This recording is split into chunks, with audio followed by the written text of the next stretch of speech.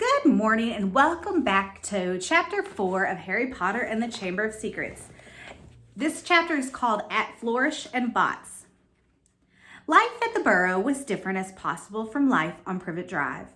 The Dursleys liked everything neat and ordered. The Weasleys' house burst with the strange and unexpected. Harry got a shock the first time he looked in the mirror over the kitchen mantelpiece and it shouted, "Tuck in your shirt, Scruffy!" The ghoul in the attic howled and dropped pipes whenever he felt things were getting too quiet. And small explosions from Fred and George's bedroom were considered perfectly normal. What Harry found most unusual about life at Ron's, however, wasn't the talking mirror or the clanking ghoul. It was the fact that everybody there seemed to like him. Mrs. Weasley fussed over the state of his socks and tried to force Harry to eat 4 helpings of every meal. Mr. Weasley liked Harry to sit next to him at the dinner table so that he could bombard him with questions about life with muggles, asking him how to explain things like plugs and the postal service worked. "Fascinating," he would say to Harry, as Harry talked him through using a telephone. "Ingenious, really, how many ways muggles have found of getting along without magic." Harry heard from Hogwarts one sunny morning about a week after he arrived at the Burrow. He and Ron went down to breakfast to find Mr. and Mrs. Weasley and Ginny already sitting around the kitchen table. At the moment she saw Harry, Ginny accidentally knocked her porridge bowl on the floor with a loud clatter. Ginny seemed very prone to knocking things over whenever Harry entered a room.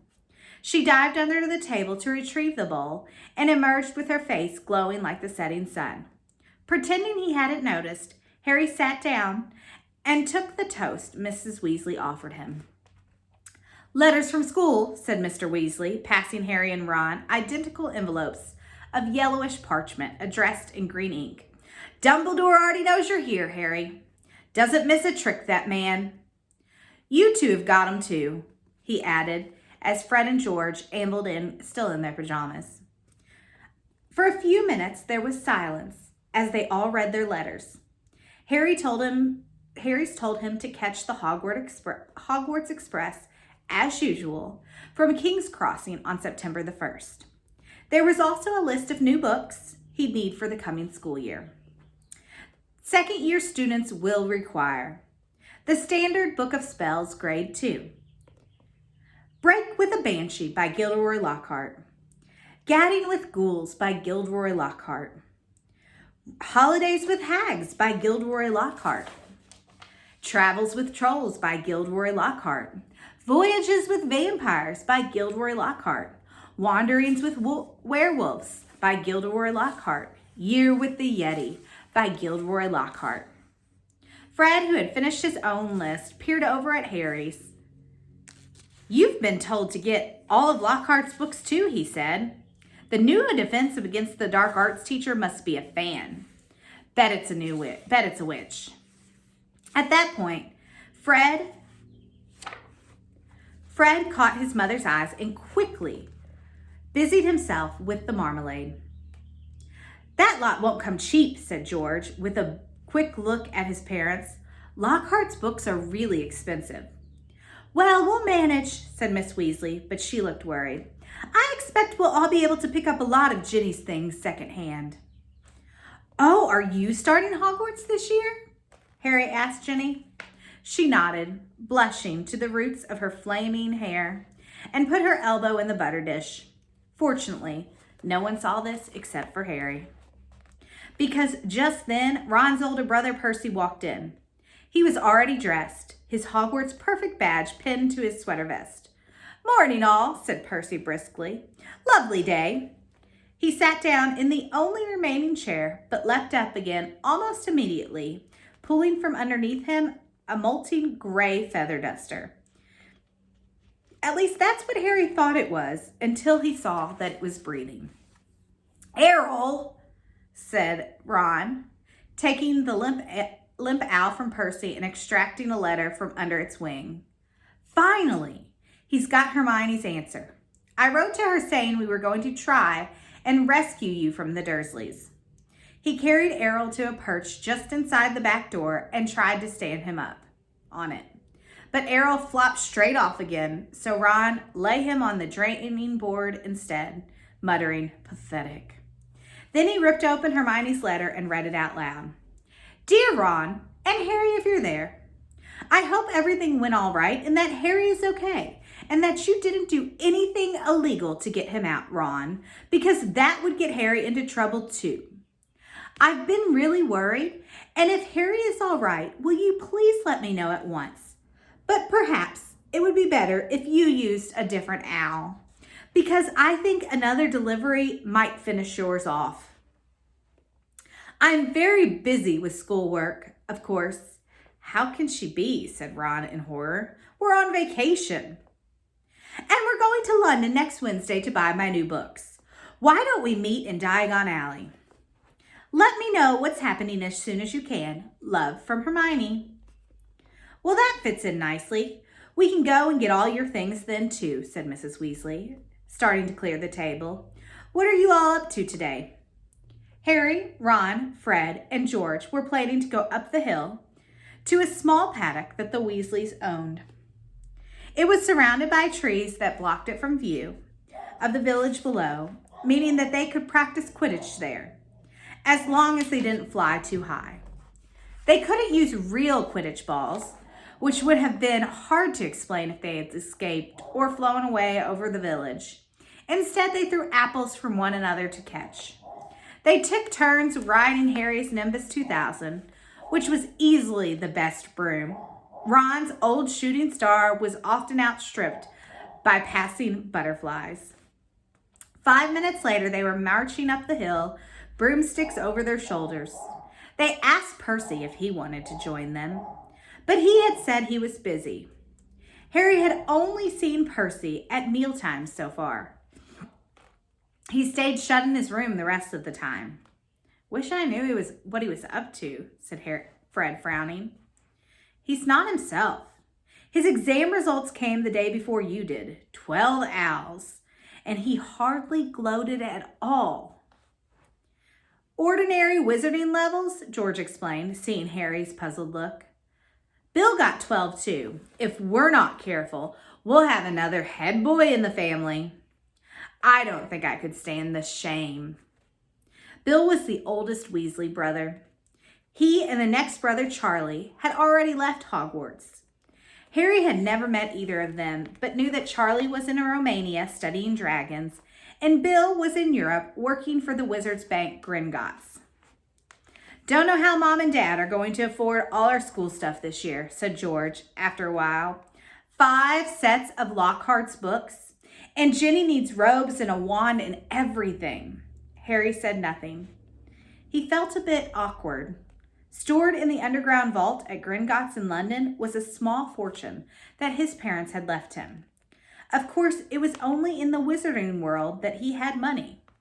He couldn't use galleons or sickles or nooks in muggle shops.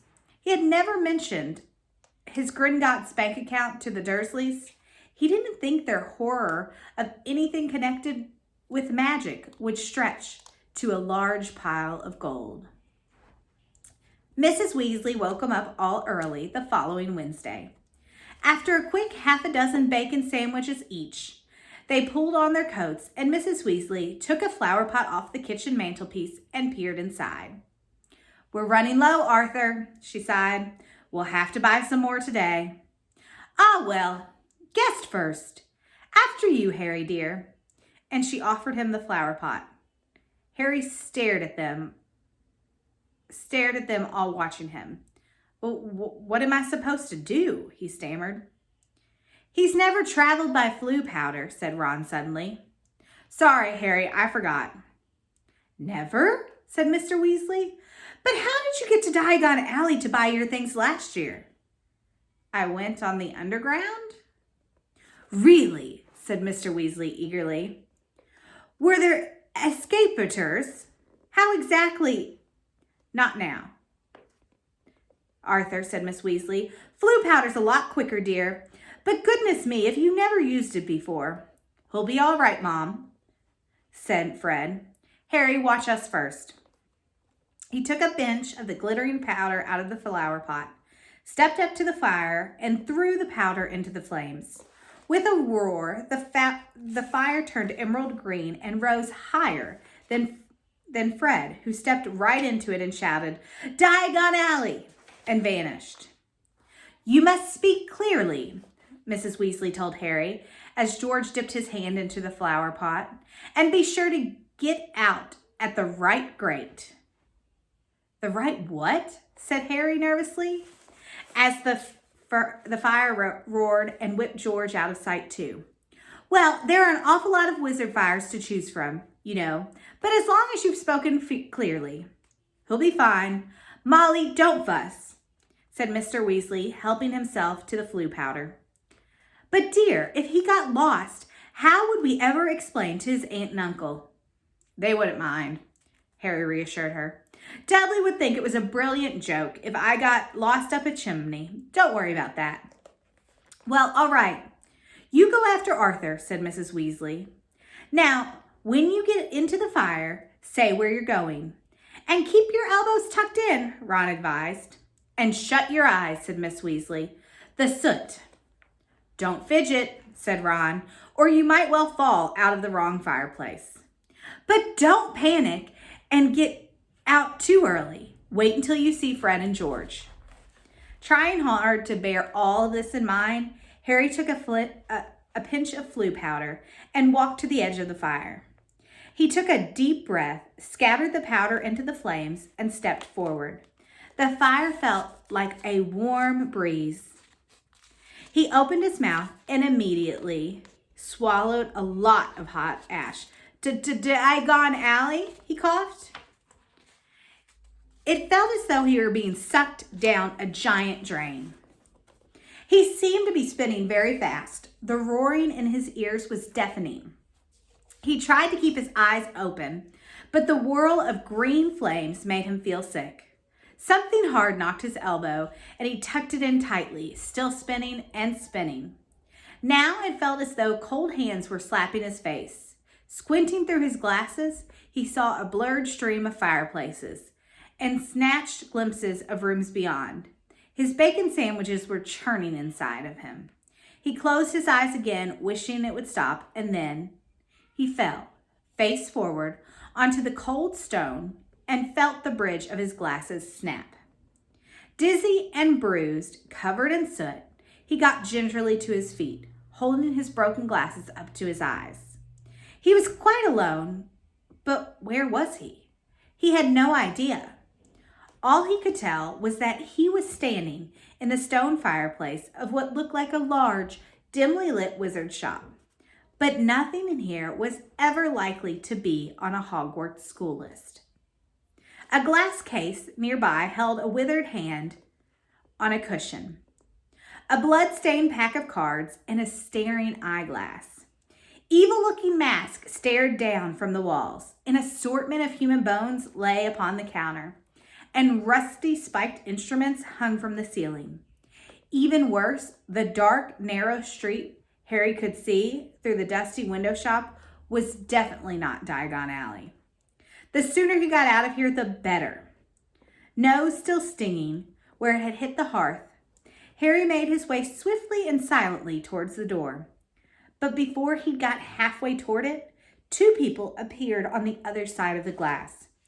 And one of them was the very last person Harry wanted to meet when he was lost, covered in soot, and wearing broken glasses.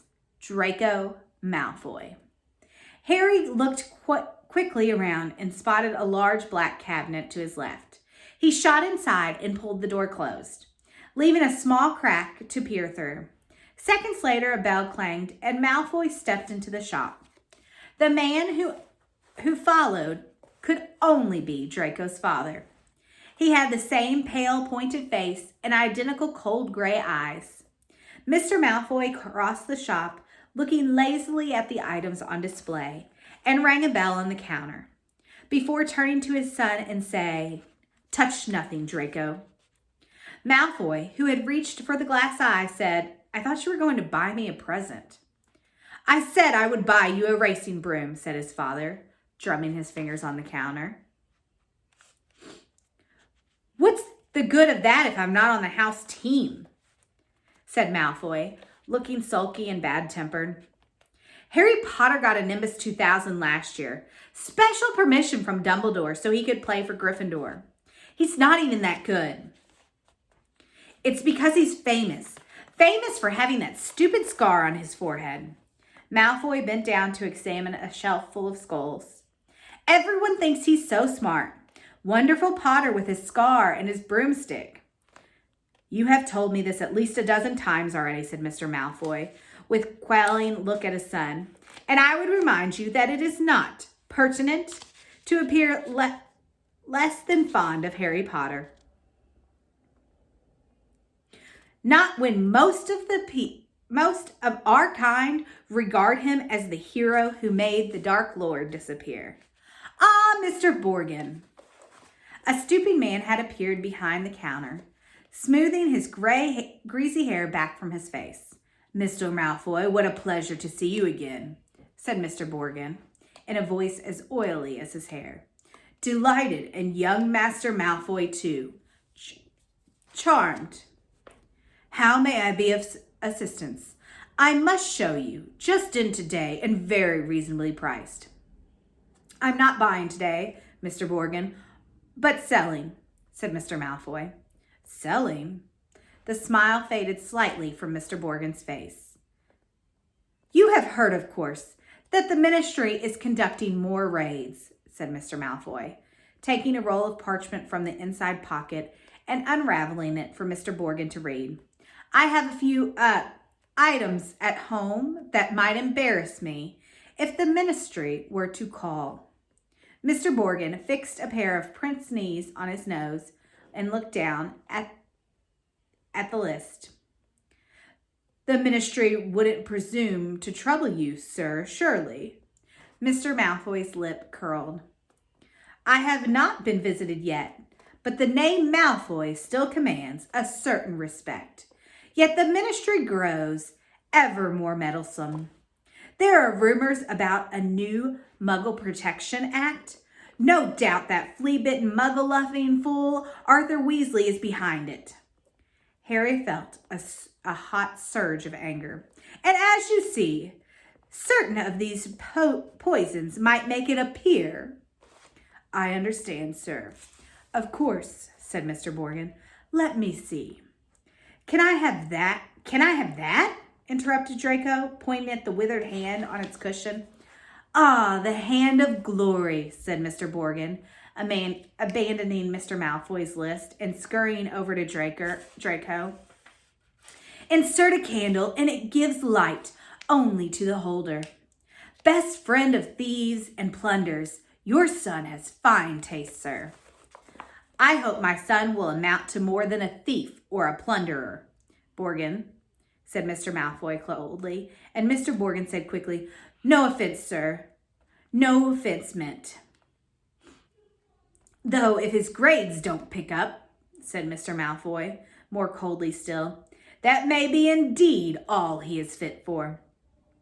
It's not my fault, retorted Draco. The teachers all have favorites. That Hermione Granger.